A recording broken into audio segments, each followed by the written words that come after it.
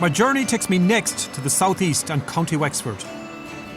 A successful fishing industry in scenic Kilmore Quay supplies the raw material for a thriving local business.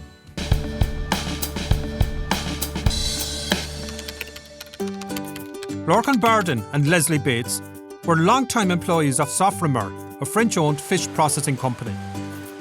In 2000, they grasped the opportunity to buy the business, believing that it possessed much untapped potential. In the last 3 years, they've doubled the size of the enterprise, exporting shellfish to Europe and Asia.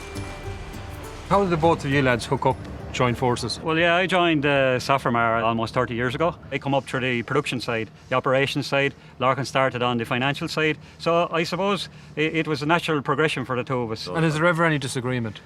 Being on the financial side, he's a little tight with the money, you know. But it's a real fishing community, isn't it? Oh, it is. These boats here in Kilmore Quay, about 30 or 40 boats, one-day boats. They go out past Salty Islands, maybe 7 or 8 kilometres. They go from any time in the morning, 4 or 5 o'clock in the morning, and land any time from 12 o'clock onwards. We work with all Irish product that's landed in Ireland, not in any other country. Our main products is in the shellfish area. Scallops would be our biggest product. Process the scallops, export them fresh to many of the big, large supermarkets in France, Spain and Italy. We have a live shellfish storage facility where we can hold up to 20 tonne of live lobsters. The reason we invested in this facility is that we can buy the lobsters in the summertime and store them for the Christmas market when the price is at its highest. Sofrimar also invested in a cook processing line for whelk. We take in live whelk from the fishermen, cook the whelks live, extract the meat, and then the meat is packed for the Korean market. There must be a great sense of pride, not only in you, but locally, that two local fellas have actually brought this company and made it very successful. We support all local boats here. A lot of the employees are local from remote coastal regions where there's very little other employment opportunities. Yeah, there's a lot of pride in what we've achieved and the support we're giving to the locality. What gets you out of bed in the morning and say, hey, I'm going to go for this? My alarm.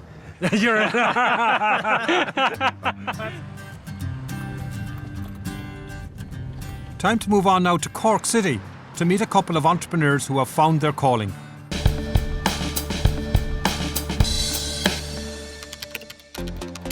In 1995, Linda and Dan Kiley bought out Pagebike Communications, a company which then operated from a small premises above a bar in Cork. Over the years, the company evolved in line with changes in communications technology. They rebranded the business to Voxpro and now employ 400 people. Their clients include many American companies who contract Voxpro to provide multilingual technical support to their European customers. Just pick one brand, Google. If you're a Gmail customer and you need support, we support that product in 15 different languages, 24/7. Do suporte de Google, como posso ajudar? So if I have a problem with my Google email and I've got an inquiry, it's actually your staff, your team, your company that solves that problem for me. Yeah. Linda, you're very much an international company. Yes, we are. We're just after setting up our base in North America. So next year in 2014 we're going to Europe, and in 2015 we're going to be in Asia Pacific. Cork is always going to be our international headquarters. That's never going to change. And why is that? Because I'm a Corkman. We have a very clear roadmap to hitting 1,000 people by the end of 2015, based in Cork. Is Cork a gene pool for getting good staff? Well, Cork has become a real big technical hub now.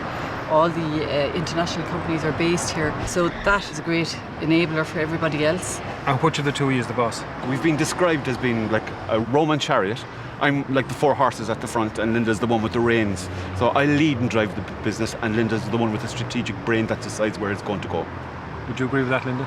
Not really, Pádraig.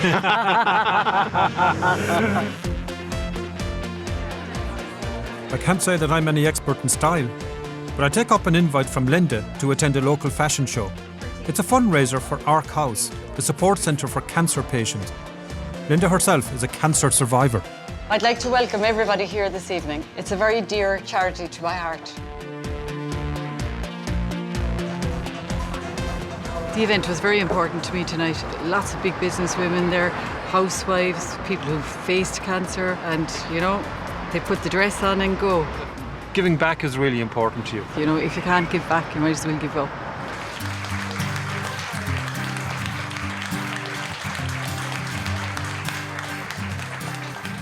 To meet the next entrepreneur, I travel north to Galway to St. Nicholas's Church. And I'm here to meet a man who has really fine-tuned his business.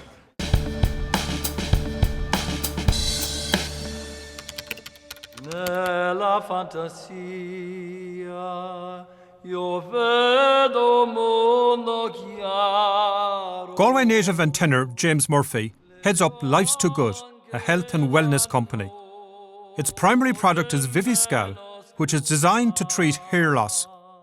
Away from business, James performs regularly with two friends. Collectively, they are the Galway Tenors.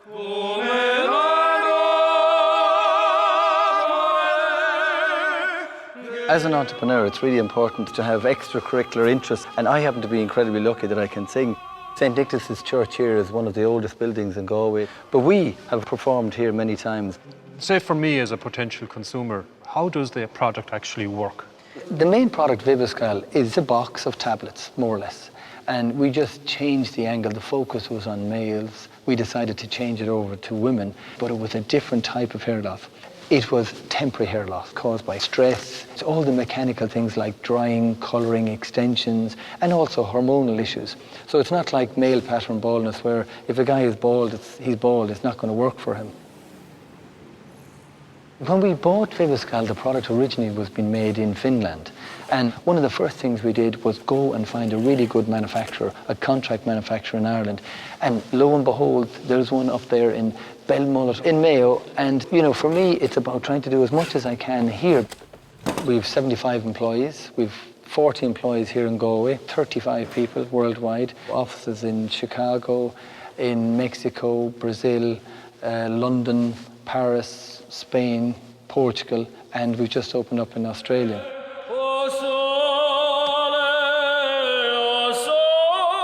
What's happened, which is really great fun, is I've asked the boys to come with me for events that are there to promote the business. So the singing actually helps create that connection that, quite frankly, very few other competitors of yours can actually achieve. If I'm up there and I'm singing, everybody's going to know who we are.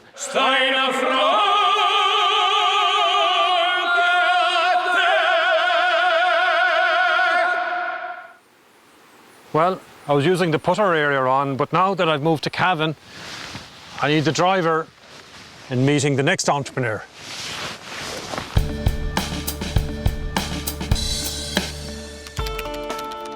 In 2006, after 16 years working in the corporate world, Peter Cosgrove led the acquisition of the precision engineering business ATA. Based in Cavan, the company transformed tungsten carbide blanks with precision machinery to produce a wide range of burrs for use with cutting tools in the metalwork industry. Jesus, well done, young man. How to follow that now? It's a great county for golf here, Cavan, isn't it? It's fantastic. Cavan is known for its lakes and its scenery, and there's some really good golf here, good value golf as well. So what exactly does your company do?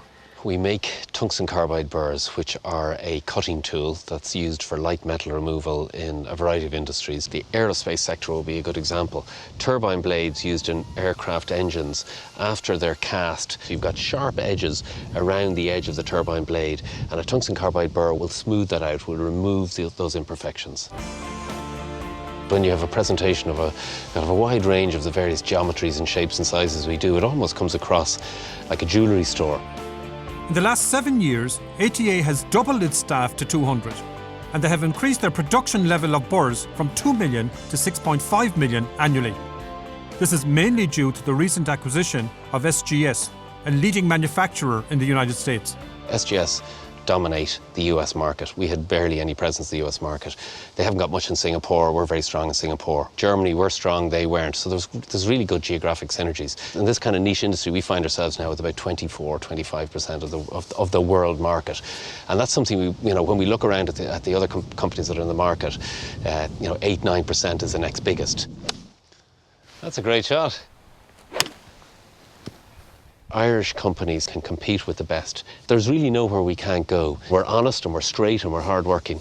And all of those attributes coming together, you can take the investment, it's very important, but effectively the combination of the people, their skill sets, their capability, and then an ambition I hope that we all bring to it. I think that's why it all works for us. I have now met all 8 entrepreneurs in the international category. The judges faced the near impossible task of identifying just one winner. But even at very early stages, people are going straight for it. It's straight into export markets, straight into going for the jugular for the big global clients. Ambition is the key thing. You know, a lot of entrepreneurs just stop, but there could be 3 or 4 there that could really do it. It's very, very difficult for them to be at one in relation to the entrepreneur because the quality of the entrepreneurs we have in this category is so, so high. They're nearly bullseye, and they just need something small to... No one's leaving until they actually decide who's going to be the International Entrepreneur of the Year. And then also, amongst all of the 3 categories that we've seen over the past 3 weeks, they also have to decide tonight who's going to be the overall Entrepreneur of the Year for 2013. On next week's programme, I hand over the reins to Mark Little as he joins the finalists on a transatlantic trip to Notre Dame University and New York.